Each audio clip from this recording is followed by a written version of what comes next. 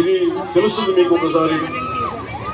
నేను ఎందుకు చెప్పడానికి వచ్చానంటే చప్పట్లు కొట్టాల్సింది నాకు కాదు, మహానుభావులు చప్పట్లు కొట్టాలని చెప్పడానికైనా ఇలాంటి సందర్భాన్ని వాడుకోవచ్చు.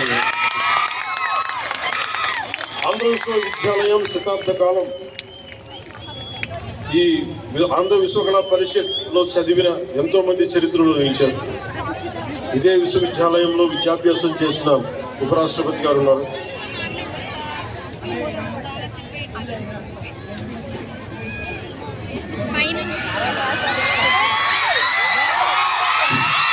మన జీవితంలో ఎటువైపు వెళ్ళాలి అనే మార్గాన్ని ఎంచుకునే ఆలోచన మనకి చదువుతో యూనివర్సిటీతో మొదలవుతుంది.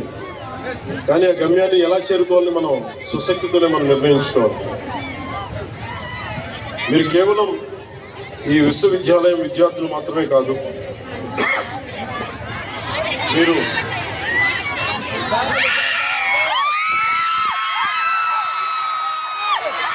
చల్లని మాట చాలు, మీరు కేవలం విశ్వవిద్యాలయం విద్యార్థులు మాత్రమే కాదు, మీరు ఈ విశ్వవిద్యాలయం భవిష్యత్తు. ఇక్కడ గడిపే సంవత్సరాల్లో మీ జీవితంలో ముఖ్యమైన క్షణాలు, మీ ఆలోచనలు తీర్చిదిద్దే